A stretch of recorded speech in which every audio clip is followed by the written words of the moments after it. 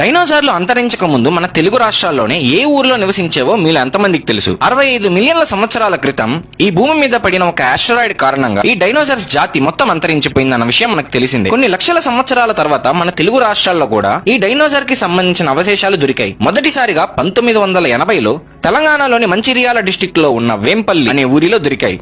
Carbon dating ద్వారా ఇది కొటాసారస్ అనే జాతికి చెందిన డైనోసార్ అవశేషాలని గుర్తించారు. రెండోసారి తెలంగాణలోని పోచంపల్లి అనే ఊరిలో బయటపడ్డాయి. ఇక్కడ దొరికిన అవశేషాలు బరాపసారస్ అనే జాతికి చెందిన అవశేషాలు అని ఆర్కియాలజిస్టులు రివీల్ చేశారు. మూడోసారి తెలంగాణ మహారాష్ట్ర సరిహద్దులో ఉన్న ప్రాణహిత నదీ తీరంలో బయటపడ్డాయి. ఈసారి బయటపడ్డ అవశేషాలైతే ఏకంగా 195 మిలియన్ల సంవత్సరాల క్రితం జీవించిన లాంప్లక్ సారా అనే డైనోసార్ జాతికి చెందిన అవశేషాలుగా గుర్తించారు.